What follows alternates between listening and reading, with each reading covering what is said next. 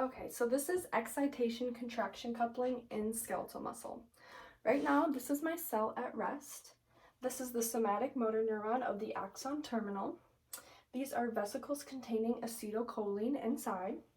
This is my transverse tubule with my DHP receptor. These are my nicotinic receptors in my motor end plate.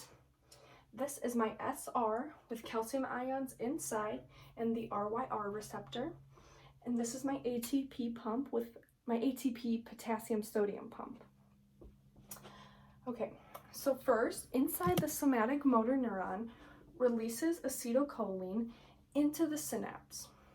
2 ligands are needed for nicotinic receptors to open. So this opens and out floods the acetylcholine ligands that bind to the nicotinic receptors.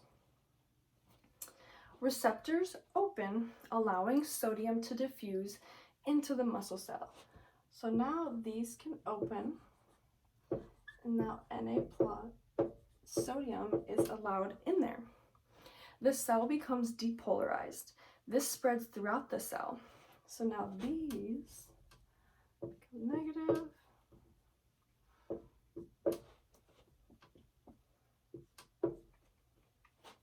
This causes the voltage to change in the transverse tubule. The DHP receptor changes shape when the voltage changes. So because of the voltage change, this changes shape. The DHP receptor opens the RYR receptor. Calcium ions release from the SR and calcium ions enter the cytoplasm. So now this is open and all of these calcium ions flood into the cytoplasm. This initiates muscle contraction. Once contraction is initiated, calcium ions bind to troponin, allowing actin-myosin binding.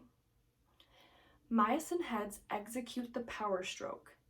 The myosin heads move toward the M line, pulling the actin along with it. As the actin is pulled, the filaments move toward the M line. This is where force is produced.